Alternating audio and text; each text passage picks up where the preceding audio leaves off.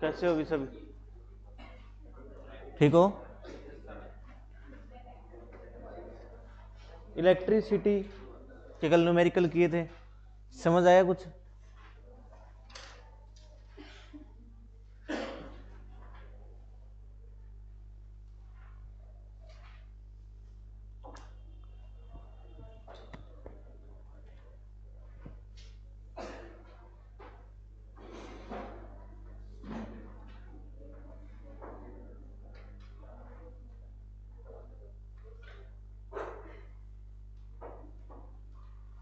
क्या हो गया? लिखना न्यूमेरिकल नहीं है, आए हुए क्वेश्चन है, ठीक है?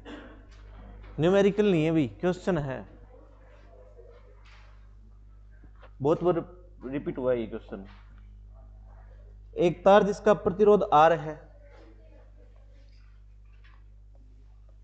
एक तार जिसका प्रतिरोध R है, उसे 3 बराबर हिस्सों में काटकर 3 बराबर हिस्सों में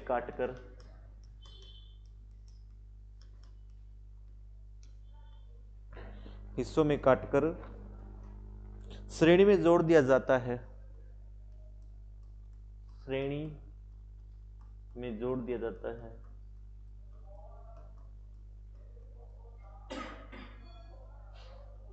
श्रेणी में जोड़ दिया जाता है।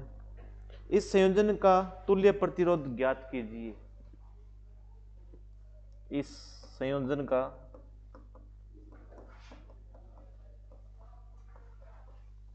तुल्य प्रतिरोध ज्ञात करें।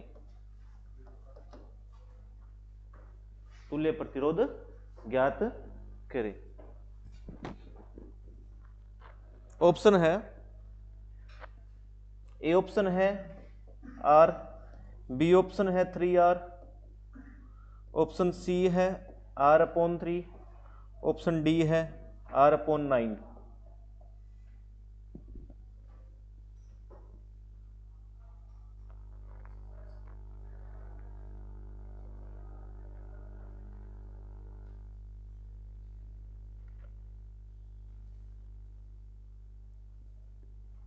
बताना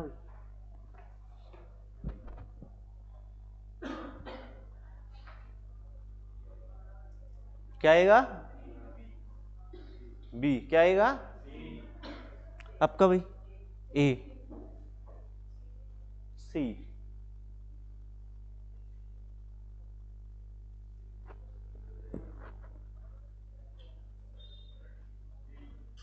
क्या आएगा? बी। बहुत बार पूछा गया क्वेश्चन है। एक ये तो सीरीज वाला है, पैरेलल वाला भी पूछ लेता है कि पैरेलल में जोड़ दो तो क्या?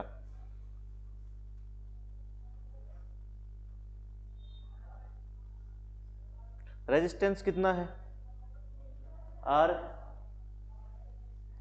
कितने भागों में काटा है बराबर? एक तार का रेजिस्टेंस कितना होगा?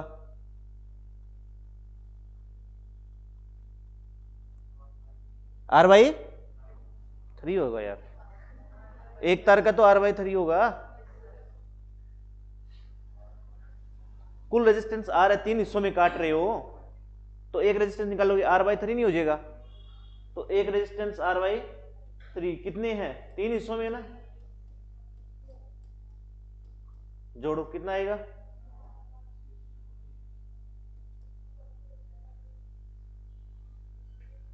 जोड़ना आता नीचे वाला, 3 LCM लिया, एक आ जाएगा 1R आएगा, 1R 3R हो गया।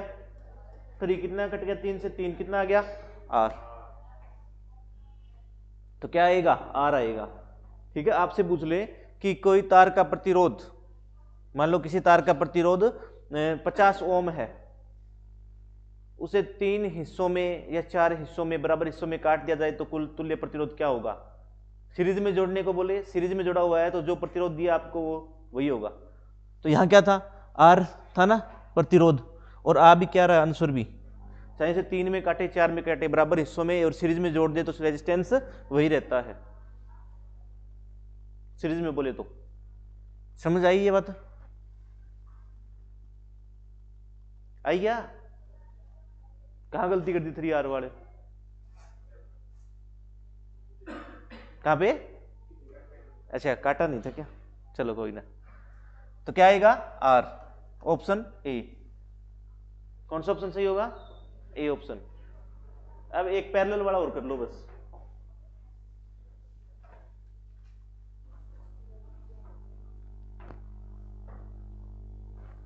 एक तार जिसका प्रतिरोध आर है,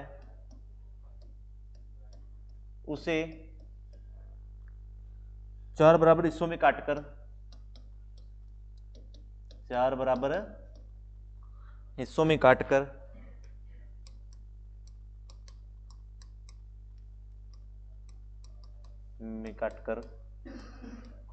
4 बराबर हिस्सों में काटकर समांतर क्रम में जोड़ दिया जाता है। समांतर क्रम में जोड़ दिया जाता है।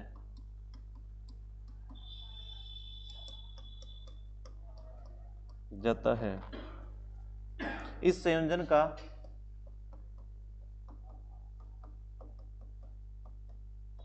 तुल्य प्रतिरोध ज्ञात करें।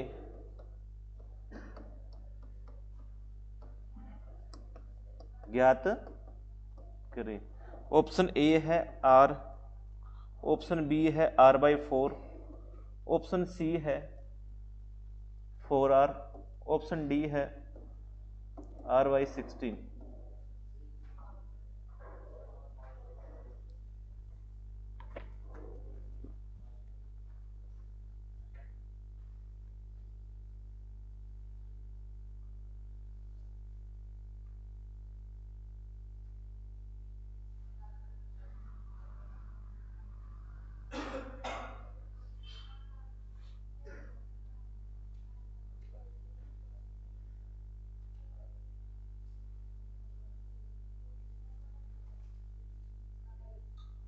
क्या आएगा भाई?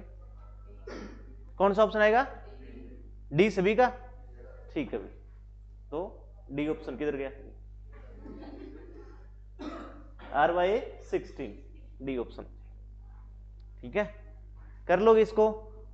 एक रेजिस्टेंस निकालना हो तो R/4, 4 बार R/4 और रेजिस्टेंस पैरेलल में तो 1/R/4, 1/R/4, 1/R/4, फिर 16 ऊपर चला जाएगा, फिर वहां से क्या है R/16 R आ जाएगा, नीचे वैल्यू आ जाएगी 16 की। आप इसको सीधा लिखेंगे तो ठीक है। 1/RT के में क्या आएगा? 16/R, और RT में क्या आएगा?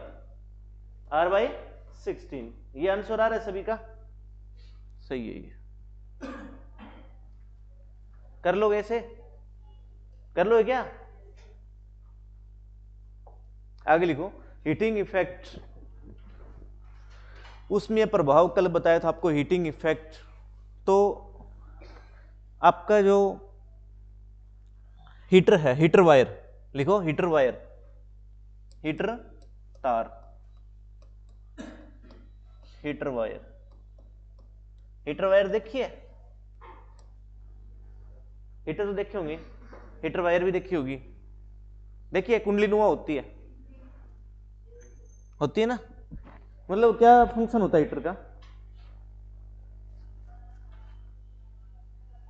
क्या कार्य होता है? हीट पैदा करता है। ये हीटर हीट पैदा करता है, तो हीटिंग इफेक्ट पे कार्य करता है। आपसे पूछ लेगा हीटर किस प्रिंसिपल पर कार्य करता है, तो हीटिंग इफेक्ट पे, उसमें प्रभाव पे, उसमें प्रभाव। और आपसे पूछ ले कि हीटर का जो वायर है वो किसका बना होता है, तो हीटर का तार किसका बना होता है? नाइक्रोम का। किसका? नाइक्रोम का। किसका भी? नाइक्रोम का।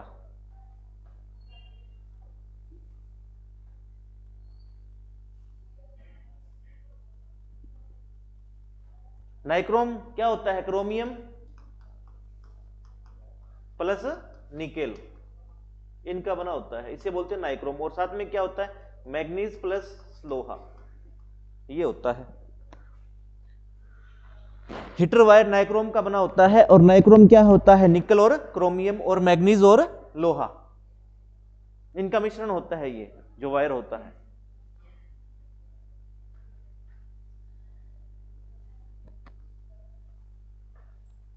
हीटर वायर देखा होगा, वो नाइक्रोम का बना होता है, निकेल और क्रोमियम और मैग्नीज और लोहा, इनका मिश्रण होता है, एक एलॉय होता है, मिश्र धातु।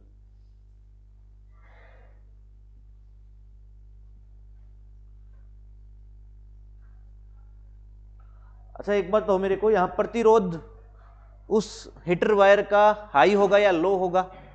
रेजिस्टेंस ज्यादा होगा या कम होगा? कैसा वायर चाहिए आपको? कैसा वायर चाहिए? अच्छा एक बात बताओ, जिसने लो आंसर दिया है, पहली बात तो ये कि हीटर वायर, जो हीटर का वायर होता है वो कितना लंबा होता है? कुंडली नुमा होता है, आप उसको सीधा करोगे तो कितना लंबा होगा वो, और छोटी सी जगह में समा जाता है वो। छोटे तार लंबे तार, लंबा तार छोटे तार का प्रतिरोध ज्यादा होता है, ये बात बताई थी मैंने। तो यहां रेजिस्टेंस कैसा होना चाहिए? हाई होना चाहिए, उच्च प्रतिरोध वाला होता है। किस प्रतिरोध का होता है? उच्च प्रतिरोध। रेजिस्टेंस हाई होगा तभी तो जल्दी हीट करेगा ना, वो जल्दी हीट कब करेगा? जब रेजिस्टेंस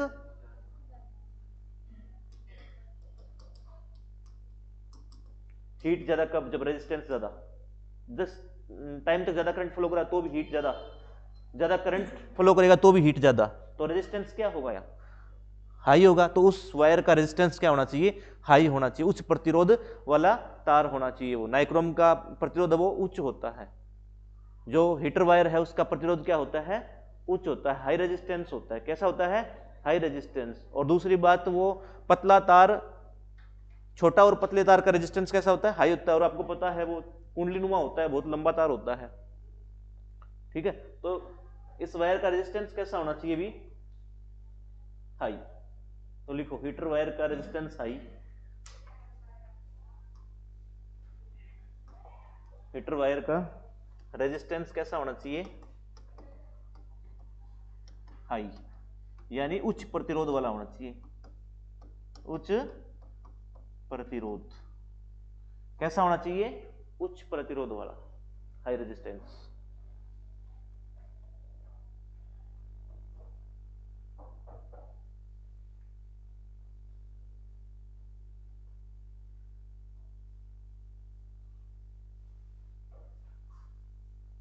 मेल्टिंग पॉइंट कम होना चाहिए, ज्यादा होना चाहिए?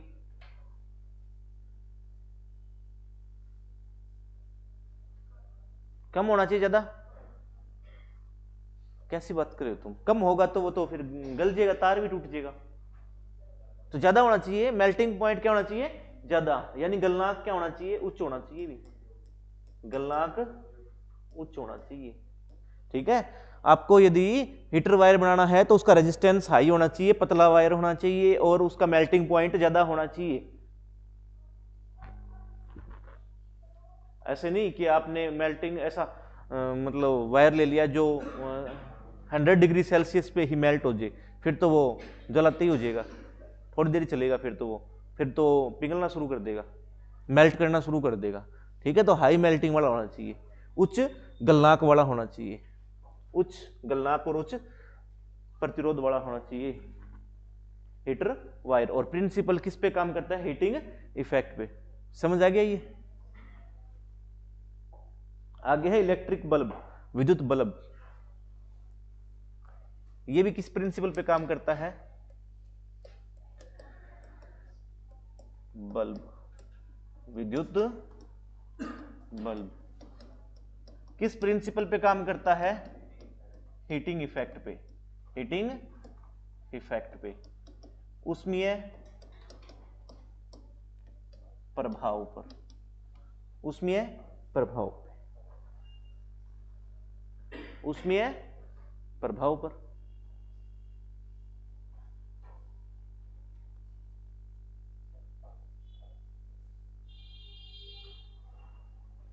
और आपसे पूछ ले कि विद्युत बल्ब में कौन सी गैस भरी जाती है, तो कौन सी भरी जाती है? आर्गन और नाइट्रोजन। आर्गन और नाइट्रोजन, आर्गन और नाइट्रोजन।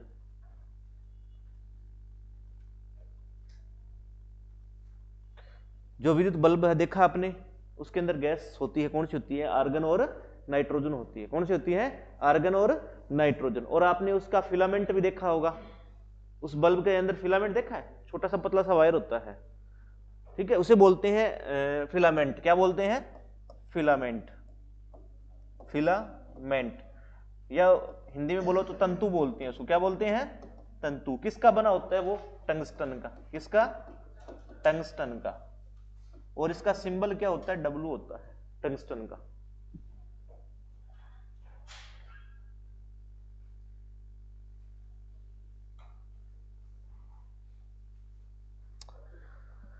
इलेक्ट्रिक बल्ब का फिलामेंट देखा होगा आपने, जब बल्ब फ्यूज हो जाता है आप देखते हो, उसमें देखते हो ना, फिलामेंट होता है, कुंडली नुमा होता है, छोटा सा तार वायर होता है, देखा है? उसका रेजिस्टेंस, उसे बोलते हैं टंगस्टन। क्या बोलते हैं? टंगस्टन। उस फिलामेंट का नाम है टंगस्टन। टंगस्टन धातु का बना होता है, ठीक है। आपसे पूछ ले वो फिलामेंट किसका बना होता है, तो टंगस्टन का। किसका भी? टंगस्टन का। और उसका जो रेजिस्टेंस है वो कैसा होना चाहिए? कम होना चाहिए या फिर हाई? प्रतिरोध कैसा होना चाहिए? बिल्कुल ही छोटा वायर होता है, बिल्कुल ही छोटा, और छोटे और पतले, छोटा नहीं, पतले वायर। और कुंडलीनुमा होता है ना, वो थोड़ा सा लंबा होता है, वैसे तो कुंडलीनुमा में होता है। और पतले वायर का रेजिस्टेंस क्या होता है? हाई होता है। तो इस जो फिलामेंट है इसका रेजिस्टेंस कैसा होगा? हाई, उच्च प्रतिरोध वाला। कैसा होगा? उच्च प्रतिरोध वाला, ठीक है, उच्च प्रतिरोध वाला, high resistance, high resistance. High resistance तभी तो क्या है, वो पूरे कमरे में प्रकाश को फैला रहा है, मतलब इतना गर्म होता है बल्ब को कभी मतलब ज़्यादा टाइम हो गया ना, उसे छू नहीं सकते आप, कितना हीट करता है वो, ठीक है, क्योंकि रेजिस्टेंस वहाँ हाई होता है, ठीक है। और आपसे पूछ ले मेल्टिंग पॉइंट इसका, मतलब इस फिलामेंट का मेल्टिंग पॉइंट, या फिर मेल्टिंग पॉइंट कैसा रखना है इसका, हाई या लो? गलनांक कैसा होगा? उच्च गलनांक वाला। कैसा होगा? उच्च गलनांक वाला। निम्न गलनांक का होगा तो वो क्या है? पिघल जाएगा। तो क्या रखना चाहिए? उच्च गलनांक, हाई मेल्टिंग पॉइंट। और आपको पता है टंगस्टन का मेल्टिंग पॉइंट कितना होता है? लगभग 3400 डिग्री सेल्सियस के पास, यानी जब तक 3400 डिग्री यानी 3500 डिग्री सेल्सियस के पास टेम्परेचर जाएगा ना, तब ये मेल्ट करना शुरू कर देगा, ठीक है, इतनी ये मेल्ट नहीं करेगा। तो इसीलिए तो इलेक्ट्रिक बल्ब का फिलामेंट किसका बना होता है? टंगस्टन का। किसका बना होता है? टंगस्टन का। तो आपसे क्वेश्चन क्या बनता है? इलेक्ट्रिक बल्ब हीटिंग इफेक्ट पे कार्य करता है, उसके अंदर गैस आर्गन होती है, नाइट्रोजन होती है, और कौन सा फिलामेंट किसका बना होता है? टंगस्टन का। टंगस्टन का सिंबल क्या होता है? डब्लू। टंगस्टन का रेजिस्टेंस हाई होना चाहिए, उच्च प्रतिरोध वाला होना चाहिए। फिलामेंट है वो उच्च प्रतिरोध हाई रेजिस्टेंस का होता है, और उसका गलनांक हाई होता है, यानी 3400 डिग्री के आसपास होता है, ठीक है। और आपको पता है, और आपसे ये भी पूछ सकता है कि मतलब जब इलेक्ट्रिक बल्ब जलता है अपने घरों में, जब जलाते हैं तो उस समय उस फिलामेंट, उस तंतु का, उस टंगस्टन का टेम्परेचर कितना होता है? तो जब बल्ब जलता है ना, जलते समय, बल्ब जलते समय उसका टेम्परेचर है ना, वो होता है लगभग 2500 डिग्री सेल्सियस के करीब। 2000 से 2500 के बीच आपके पास कोई ऑप्शन हो, ठीक है, अप्रोक्स 2500 डिग्री सेल्सियस के करीब।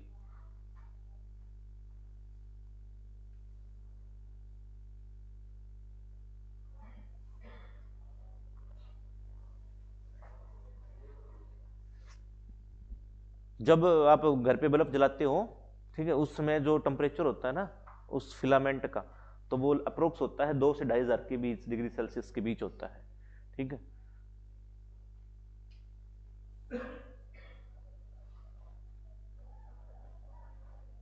लेकिन होता हाई मेल्टिंग पॉइंट लगभग कितना होता है टंगस्टन का?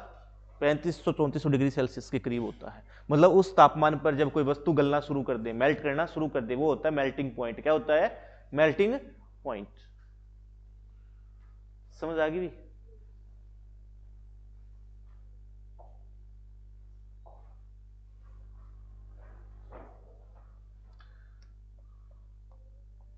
आगे लिखो फ्यूज वायर।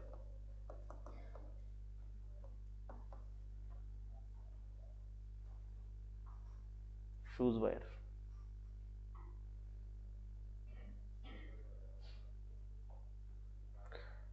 फ्यूज वायर किसका बना होता है?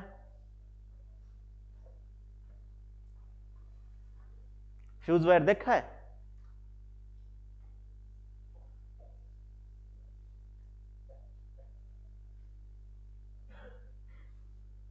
फ्यूज वायर नहीं देखा है भाई? फ्यूज वायर नहीं देखा? हाँ, पतला स्टार होता है। देखो अभी तो नहीं, शायद अभी तो नहीं, मतलब जब आज से 5-7 साल पहले घरों में आपने देखा होगा कि एक पत्थर के 2 सर्किट से होते हैं, ठीक है, पत्थर के होते हैं, मीटर के नीचे ही लगते हैं वो, उसके अंदर, हाँ जाड़ बोलते हैं उसको, क्या बोलते हैं, हाँ वो देखा होगा। उसके अंदर वायर लगता है, एक पतला सा वायर, तांबे का नहीं होता वो, ठीक है, वो पतला सा वायर था, उसे फ्यूज वायर बोलते हैं। क्या बोलते हैं? Fuse wire. किसका बना होता है? लेड और टीन का। लेड प्लस टिन धातु का। तो ये एक एलॉय होता है। क्या होता है? मिश्र धातु होती है। क्या होती है? मिश्र धातु, यानी सीसा धातु और टिन का, सीसा प्लस टिन धातु, इसका मिश्रण होता है क्या? Fuse wire. कौन होता है? Fuse wire.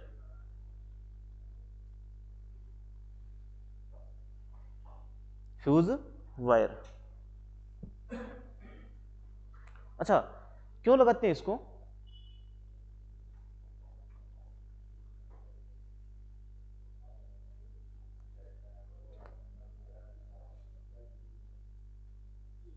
अब तो एमसीबी लगती है ना, मिनिएचर सर्किट बोर्ड, ठीक है, अब तो एमसीबी लगती है, पहले होता था फ्यूज वायर। क्यों क्यों लगता है फ्यूज वायर? क्यों लगाते थे पहले? हाँ, कभी मतलब ज्यादा सप्लाई आने से, मतलब जो घरों में है अपने इंस्ट्रूमेंट है जो भी बिजली वाले, वो खराब हो सकते थे, ठीक है, इसलिए ये लगाते थे। मतलब लाइव वायर के अंदर, लाइव वायर, जो लाइव वायर होती है ना, हॉट वायर जिसे बोलते हैं, जो मेनली करंट वाली होती है, देखना उसमें ना, अभी तो कहाँ देखोगे, लेकिन जो पहले था ना, आप देखना वहां से लाइव वायर एक रेड कलर की होती है उस सर्किट के अंदर, उसी में हम फ्यूज वायर लगाते थे।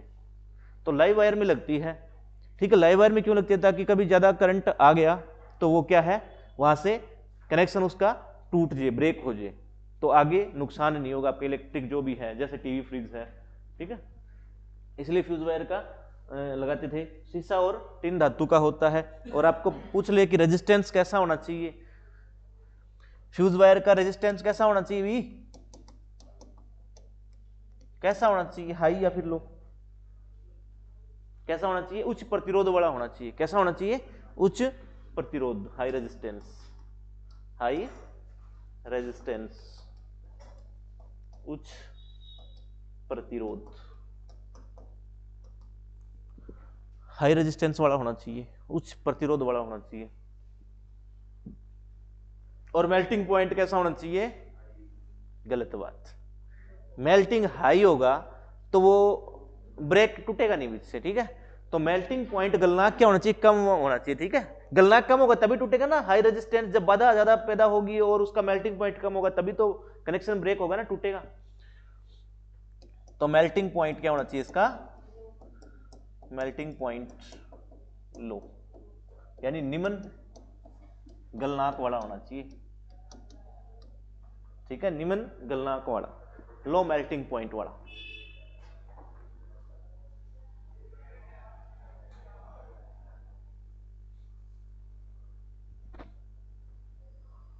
अच्छा, एक मेरा क्वेश्चन आपसे ये है कि फ्यूज वायर है, ये हॉट वायर में लगता है। किसके साथ लगता है? हॉट वायर, यानी जो गर्म तार होती है ना, यानी लाइव वायर जिसे बोलते हैं, करंट वाली, हॉट वायर में लगता है ये फ्यूज वायर, ठीक है। लगता है तो मेरे को एक बात बताओ, ये सीरीज में लगेगा या पैरेलल में लगेगा? श्रेणी क्रम में जोड़ेंगे या समांतर क्रम में जोड़ेंगे इसको? किसमें? अच्छा, पैरेलल में जोड़ोगे आप तो क्या टोटली ब्रेक हो जाएगा कनेक्शन? सीरीज में होता है, सीरीज में होता है ना, तो सीरीज में जोड़ेंगे इसको, ठीक है। तो किस में जोड़ते हैं? सीरीज में। श्रेणी क्रम में। किस में जोड़ते हैं? श्रेणी क्रम में। ठीक है, पैरेलल में जोड़ते हो तो फिर वो टोटली ब्रेक नहीं होगा। फिर सीरीज में जोड़ोगे, यानी सीरीज में जोड़ोगे ना, तब तो वहां से ब्रेक होगा, सारा कनेक्शन आपका हट जाएगा ना। जैसे डेकोरेशन लाइट होती है आपकी, जो ये इसको हिंदी में हाँ, जो होती है वो मतलब उसमें सीरीज होता है, सीरीज में जुड़ी होती है या फिर वो पैरेलल में? सीरीज में। जहां से कट हो गया वो सारी बंद हो जाएगी। ठीक है,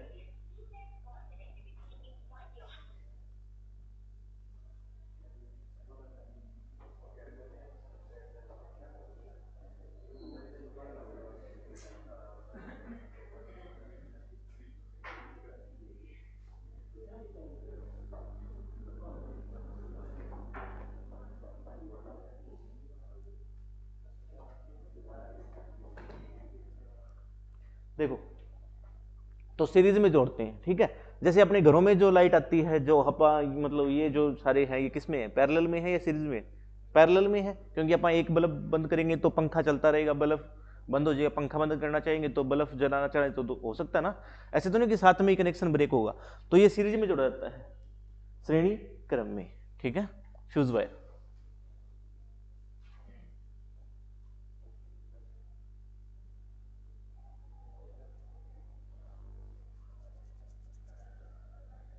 लिख लिया?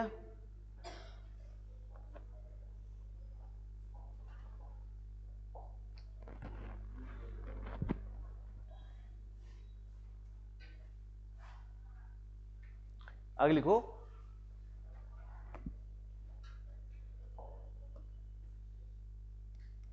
आमीटर।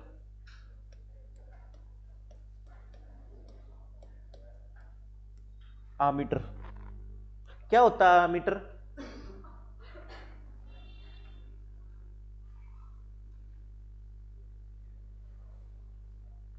क्या होता है? आमीटर या एमीटर जिसे बोलते हो, क्या होता है भी?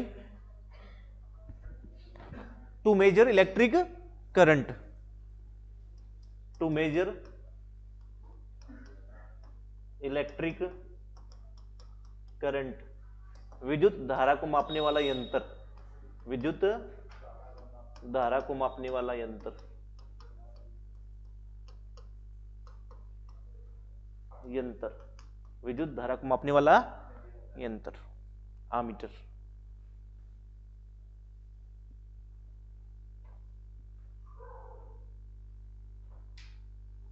विद्युत धारा को मापने वाला यंत्र, ammeter, to measure electric current. अच्छा, इधर बताओ आप कि मेरा एक क्वेश्चन है, सिर्फ जिसे पूछूं वो बताइए। ठीक है,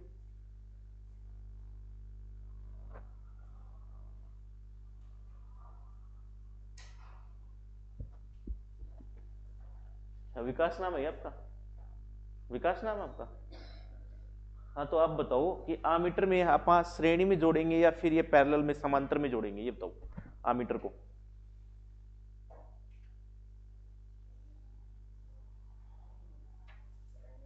किसमें? वाई। क्यों?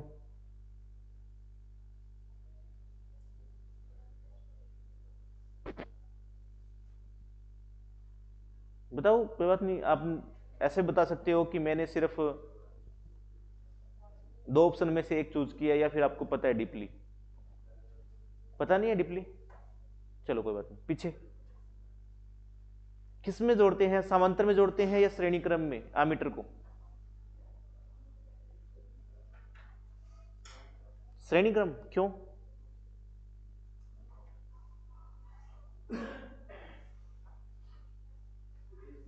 किसमें? श्रेणी में। क्यों?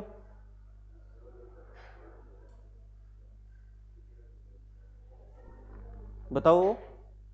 हाँ इधर किसमें? सीरीज में। क्यों?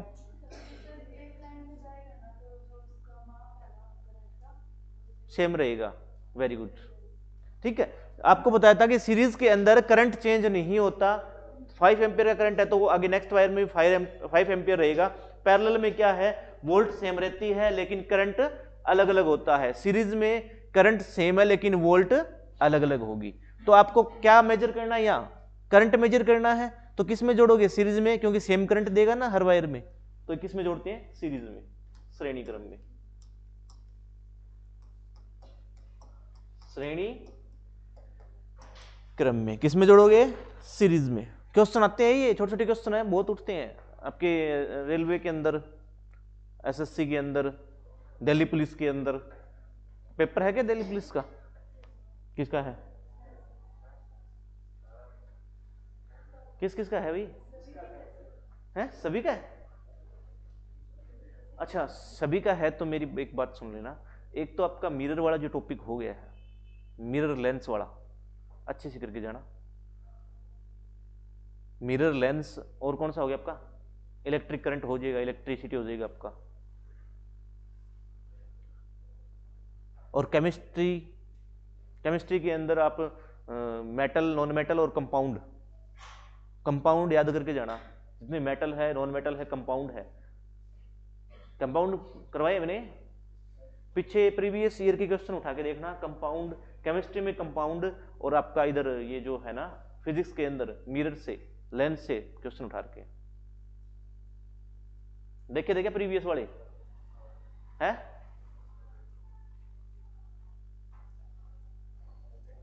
तो 5-7 जो सेलेक्टिव टॉपिक है वो पढ़ लेना, ठीक है। अच्छा यहां रेजिस्टेंस कैसा रहेगा?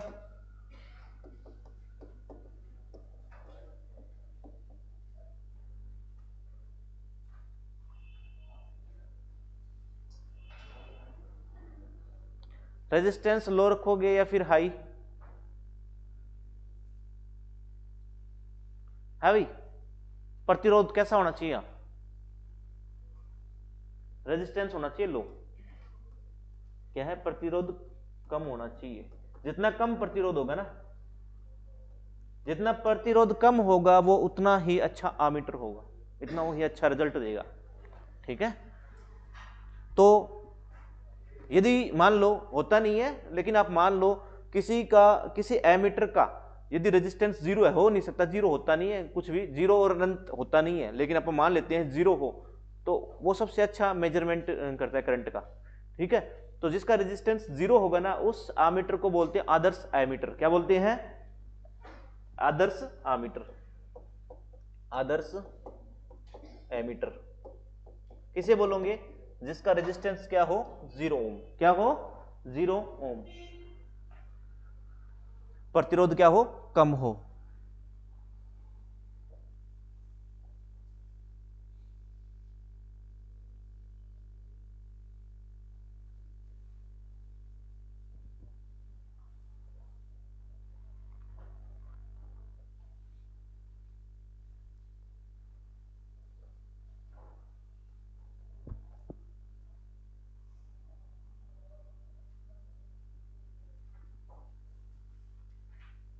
आदर्श एमीटर किसे बोलोगे? जिसका रेजिस्टेंस 0 हो। समझ आई ये बात?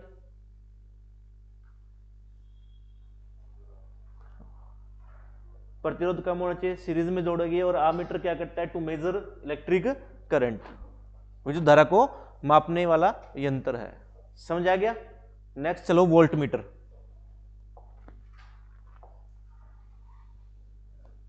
वोल्ट मीटर,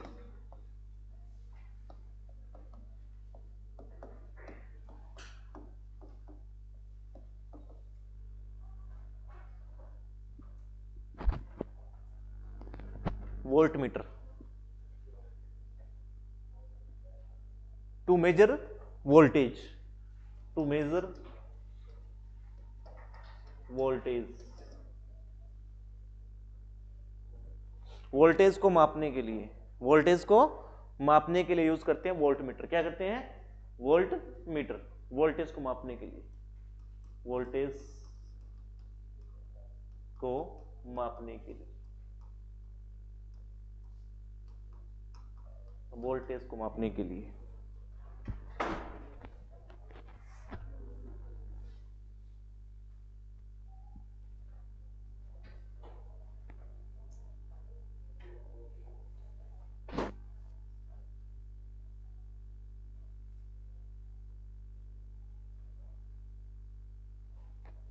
वोल्टेज को मापने के लिए।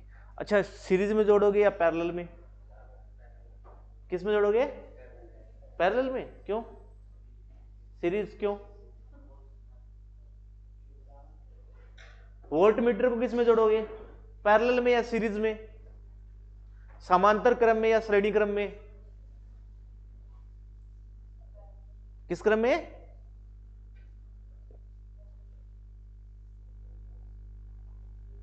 बोलो भी, सोच क्यों रहे हो इतना? समांतर श्रेणी में। आपको एक बात मैंने बताई थी, जब आप सीरीज में जोड़ोगे ना, सीरीज में जोड़ोगे तो क्या रहेगा, इस सिरे पे और इस सिरे पे वोल्ट तो सेम जाएगा, लेकिन करंट अलग अलग हो सकता है। यहाँ तो सेम वोल्ट है, तो इसको किस में जोड़ोगे? पैरेलल में। आपको याद मेजर क्या करना है? वोल्ट। क्या मेजर करना है? वोल्ट।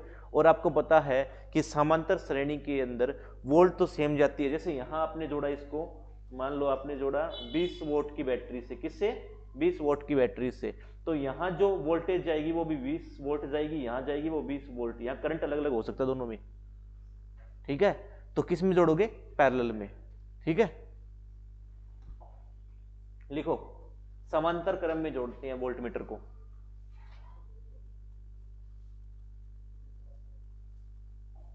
समांतर क्रम में, पैरेलल में।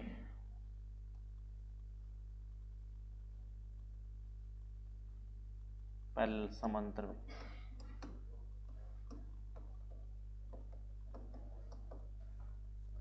समांतर क्रम में।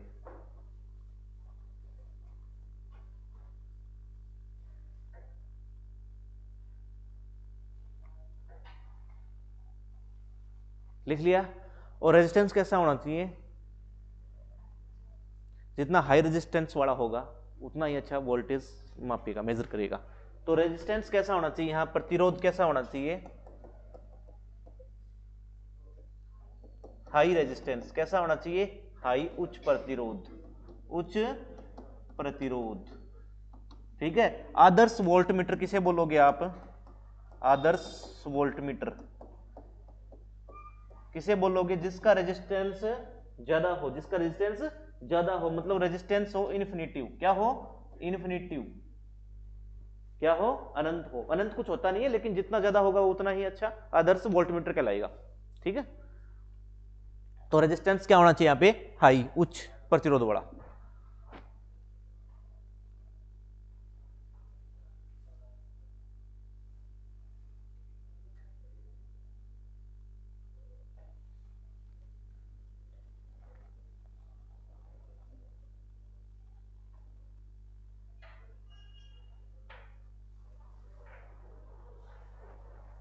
लिख लिया?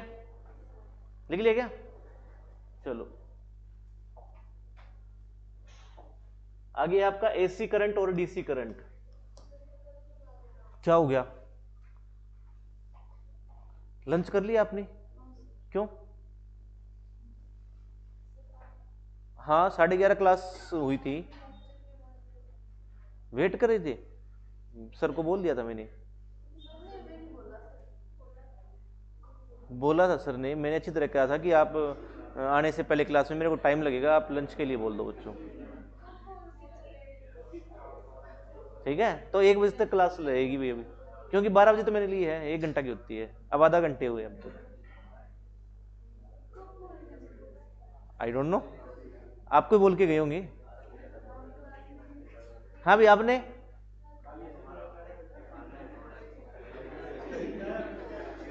सभी ने कर लिया भाई, तुम कर सकते हो, जाओ कर लो, कोई बात ना, जाओ। एसी करंट,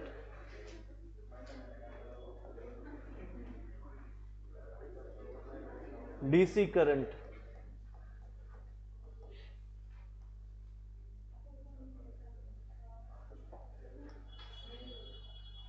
एसी करंट क्या होता है भाई? Alternative current. क्या होता है? अल्टरनेटिव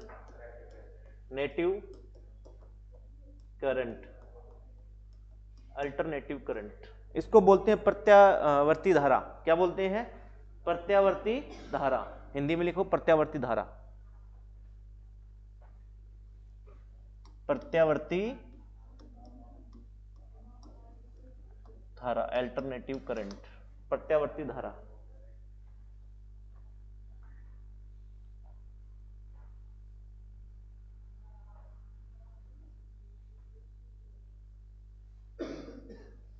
और डीसी क्या होता है? डायरेक्ट करंट, डायरेक्ट करंट, दिष्ट धारा बोलते हैं इसको, शायद देख लेना कैसे, दिष्ट धारा, दिष्ट धारा, डायरेक्ट करंट, दिष्ट धारा, दिष्ट धारा।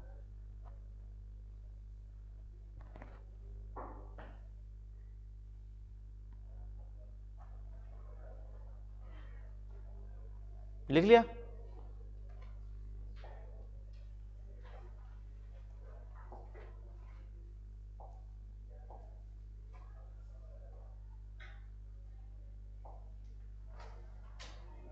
इस साइड लिखो डीसी करंट और इधर लिखो एसी करंट। डीसी करंट और एसी करंट। डीसी करंट के सोर्सेज क्या है? बैटरी हो गई आपका और डीसी जनरेटर हो गया, ठीक है। सोर्सेज क्या है इसके? सोर्सेज हैवी बैटरी होगी और डीसी जनरेटर हो गया, ठीक है। डीसी करंट होती क्या है? डायरेक्ट करंट किसे बोलोगे आप? किसमें? इन्वर्टर वाली। इन्वर्टर बैटरी जो चार्ज होती है वो डीसी करंट से होती है, रेक्टिफायर होता है, एसी टू डीसी कन्वर्ट करता है, ठीक है। फिर वो जब बैटरी स्टोरेज, यानी बैटरी के लिए मैंने बोला ना, बैटरी के लिए, ठीक है। फिर वो क्या है, जब आपके वो कन्वर्ट करेगा ना आगे, तो वो एसी में जाएगा, वो इन्वर्टर होता है। इन्वर्टर डीसी कन्वर्ट करता है एसी के अंदर, ठीक है। डीसी करंट क्या होता है? डायरेक्ट करंट क्या होता है? अच्छा, करंट क्या होता है पहले तो ये बताओ, करंट क्या होता है?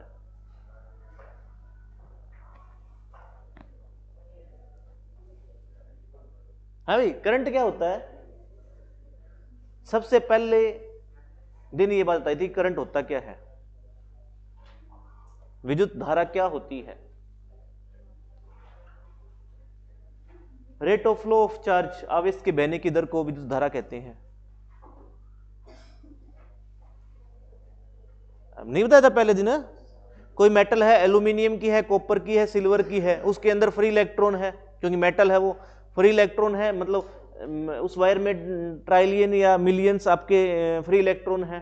जब वो भागेंगे एक दिशा में, और जो वो भागेंगे तो उनके साथ उनका आवेश भी क्या है, फ्लो करेगा। उनका जो चार्ज है, इलेक्ट्रॉन पे चार्ज कितना होता है? -1.6 इंटू 10⁻⁹ कूलाम। वो आवेश बहेगा, उसे ही तो क्या बोलते हैं? Electric current. आवेश की बहने की दर को, कितने टाइम में वो इलेक्ट्रिक करंट फ्लो कर रहा है, वो क्या होता है? चार्ज फ्लो कर रहा है, वो होता है इलेक्ट्रिक करंट, ठीक है। अब देखो यहां क्या होगा, डीसी करंट के अंदर जो इलेक्ट्रॉन है ना, वो एक दिशा की ओर मूव करते हैं, एक दिशा की ओर फ्लो करते हैं, एक पर्टिकुलर डायरेक्शन में फ्लो करती हैं। मतलब इलेक्ट्रॉन बहते हैं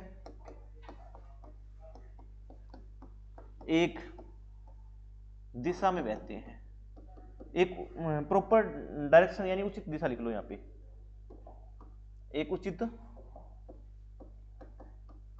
इलेक्ट्रॉन एक उचित दिशा में बहते हैं, या इलेक्ट्रॉन आवेश लिख लो साथ में, इलेक्ट्रॉन चार्ज, मतलब इलेक्ट्रॉन बहेगा तो चार्ज भी तो बहेगा, तो इलेक्ट्रॉन आवेश एक उचित दिशा में बहते हैं, इसे बोलते हैं डायरेक्ट करंट। क्या बोलते हैं?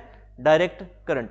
मतलब कोई वायर है, कोई वायर है, जैसे मान लो आपने कोई वायर लिया, उसमें से इस विभवांतर से, विभव से लो पोटेंस से हाई पोटेंस, या हाई से लो जाएगा ना, तो वो एक डायरेक्शन ही तो है। क्या है? डायरेक्शन ही तो है। अब आपको पता है कि इलेक्ट्रॉन किस ओर भागते हैं? Low to high potential. Low to बताया था पहले दिन कि इलेक्ट्रॉन किस ओर भागते हैं? लो पोटेंशियल से हाई पोटेंशियल। अब करंट किधर बहेगा? High potential to low potential, high potential to low potential. तो एक डायरेक्शन है ना उनके पास, एक दिशा है ना, इसी को डीसी करंट बोलते हैं। तो एक दिशा में, एक उचित दिशा में बहेंगे इलेक्ट्रॉन ना, अब इस बहेंगे उसे डीसी करंट बोलते हैं। मतलब मूव करेंगे इलेक्ट्रॉन, क्या करेंगे? मूव, चलेंगे एक दिशा में, पर्टिकुलर डायरेक्शन में, पर्टिकुलर डायरेक्शन में बहेंगे।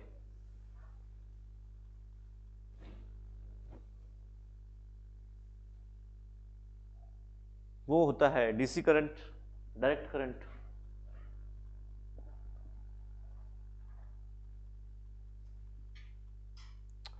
अब डीसी करंट में आपसे पूछ ले कि डीसी करंट में दिशा बदलती है क्या? डायरेक्शन चेंज होती है? नहीं होती, डायरेक्शन चेंज नहीं होती। क्या मान बदलता है करंट का? नहीं बदलेगा, मान भी नहीं बदलेगा। ठीक है ना, तो यहां दिशा चेंज होती, ना ही दिशा और मान नहीं बदलता, दिशा और मान नहीं बदलता। डीसी करंट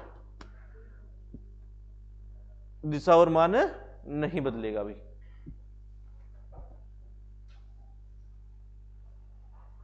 दिशा और मान नहीं बदलेगा, ये डायरेक्शन चेंज नहीं होगी।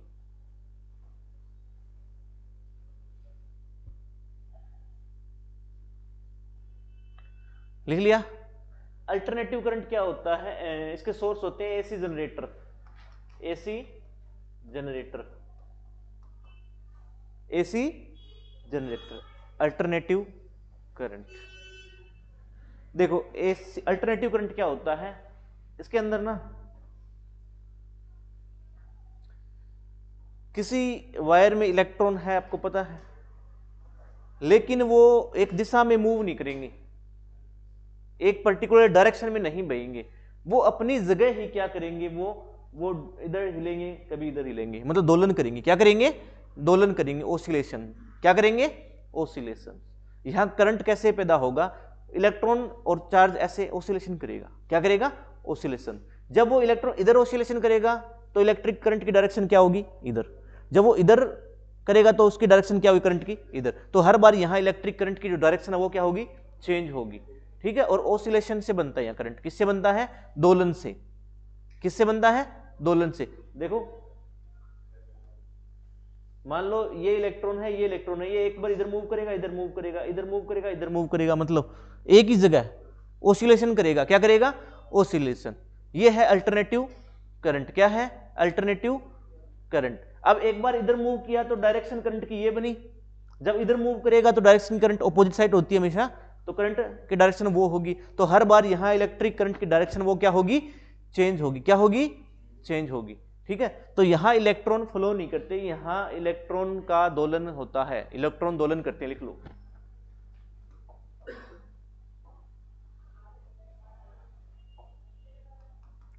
इलेक्ट्रॉन दोलन करते हैं, दोलन करते हैं, इलेक्ट्रॉन दोलन करते हैं।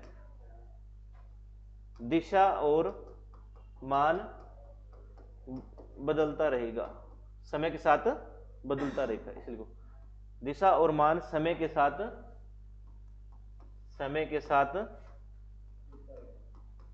बदलता रहेगा।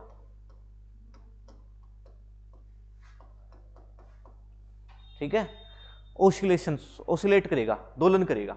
ठीक है, अब एक वायर है, इसमें करंट फ्लो कर रहा है, मतलब इलेक्ट्रॉन फ्लो हो रहे हैं एक डायरेक्शन में, लेकिन यहां क्या है? इलेक्ट्रॉन फ्लो नहीं होंगे, इलेक्ट्रॉन एक जगह है, ऐसे करेंगे ओसिलेशन, दोलन करेंगे। एक बार इधर गया, इधर जाएगा तो इलेक्ट्रिक करंट इसके ऑपोजिट बहेगा, यानी इस साइड।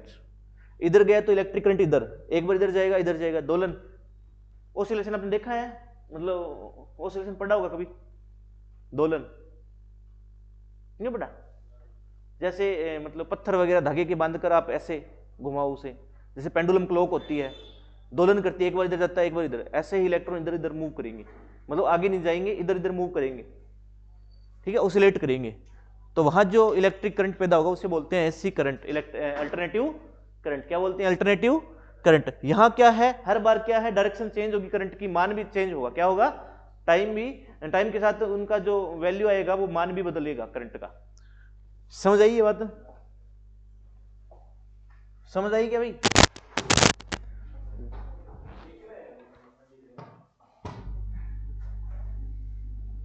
देखना रुकत नहीं है,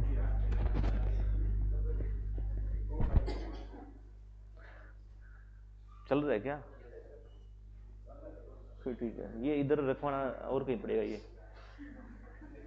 देखो दिशा और मान नहीं बदलता और ये समय के साथ क्या है, चेंज हो जाएगा, समय के साथ चेंज हो जाएगा। तो एक ग्राफ बनाऊं तो मैं ऐसे बनाऊंगा,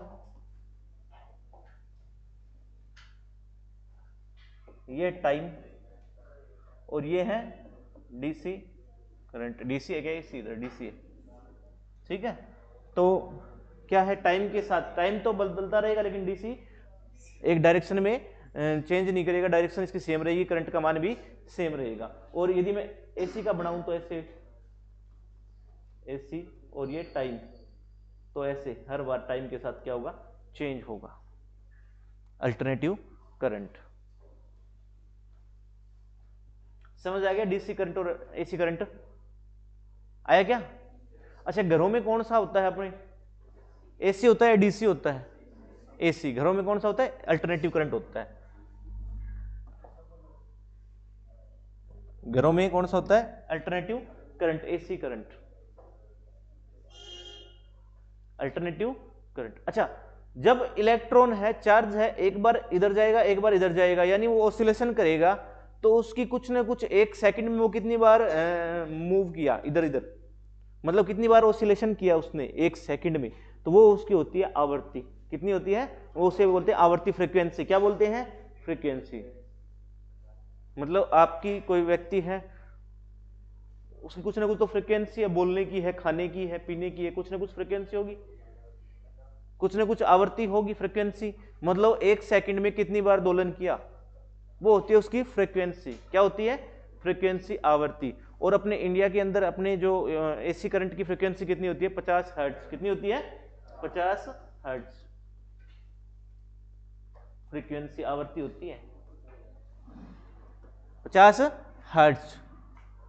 50 हर्ट्ज कितनी होती है, 50 हर्ट्ज।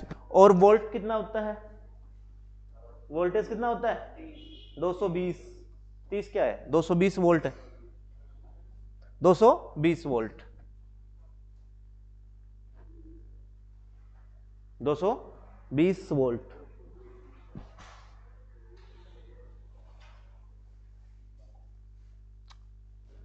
समझ आया, एसी करंट और डीसी करंट। चलो फिर आगे लिखो, ट्रांसफार्मर।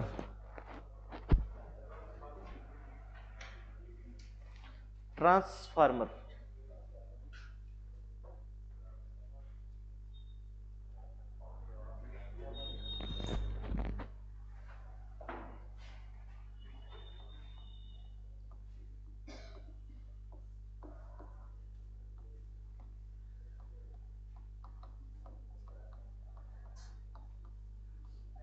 क्या काम होता है ट्रांसफार्मर का भी,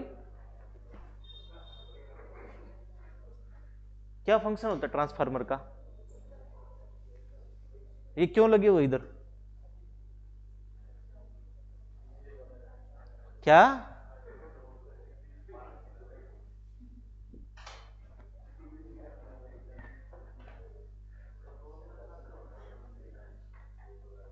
ट्रांसफार्मर दो प्रकार के होते हैं, एक होता है सेट डाउन, सेट डाउन, इसको बोलते हैं, हिंदी में क्या बोलते हैं, अपचयी। क्या, सेट अप लिखो पहले, सेट अप, इसको बोलते हैं उच्चाई, उच्चाई बोलते हैं सेटअप, हिंदी में उच्चाई बोलते हैं इसको। और ये है सेट डाउन, एक है सेट डाउन, इसको बोलते हैं अपचाई। क्या बोलते हैं, अपचाई। सेट अप और सेट डाउन, उच्चाई और अपचाई। अब क्या काम करता है set up farmer transformer? Set up transformer क्या काम करता है भाई? क्या सेटअप क्या करता है? सेटअप करता है वोल्टेज को बढ़ाता है। क्या करता है? वोल्टेज को बढ़ाता है। वोल्टेज को क्या करेगा? बढ़ाएगा। वोल्टेज को बढ़ाएगा। सेटअप ऊंचाई। अब वोल्टेज को बढ़ाएगा तो करंट बढ़ेगा या कम होगा? करंट को क्या रखना पड़ेगा? कम या फिर ज्यादा? करंट को क्या रखना पड़ेगा? करंट को कम रखना पड़ेगा। करंट को क्या करना पड़ेगा? कम करना पड़ेगा। करंट को क्या रखना पड़ेगा? कम।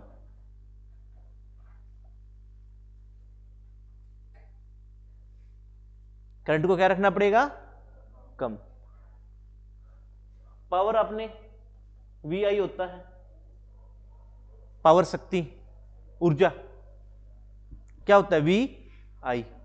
मतलब ट्रांसफार्मर है ना, वो कार्य किस पे करता है? ऊर्जा के संरक्षण के सिद्धांत पे कार्य करता है। किस पे? ऊर्जा के संरक्षण के सिद्धांत पे। तो लिख लो ये बात कि ट्रांसफार्मर है ना, वो ऊर्जा के संरक्षण के सिद्धांत पर कार्य करता है। कार्य करता है। जितनी ऊर्जा आपने इसको दी है ना, वो उतनी आपको प्रोवाइड करवा देगा। ठीक है? तो ऊर्जा का संरक्षण यानी ऊर्जा को खपत नहीं होने देता, ऊर्जा को संरक्षण बनाए रखता है। ऊर्जा का बनाए रखता है। जितनी ऊर्जा आपने इसको दी है वो उतनी आपको वापस दे देगा। ऊर्जा का संरक्षण के सिद्धांत पर कार्य करता है। और आपको पता है कि पावर बराबर क्या होता है? VI। अच्छा, ऊर्जा का संरक्षण कब हो सकता है? मतलब पावर कब चेंज नहीं होनी चाहिए? कैसे चेंज नहीं होगी? आप वोल्ट को बढ़ा रहे हो तो करंट को क्या कर दो? कम। तो पावर सेम रह जाएगी। क्या रह जाएगी? सेम रह जाएगी। यदि आप करंट को बढ़ा रहे हो तो वोल्ट को क्या कर दो? कम। तो पावर सेम रह जाएगी। तो पावर सेम रह जाएगी भी। ठीक है? तो आप सेटअप कर रहे हो, जब वोल्टेज को बढ़ा रहे हो तो करंट को क्या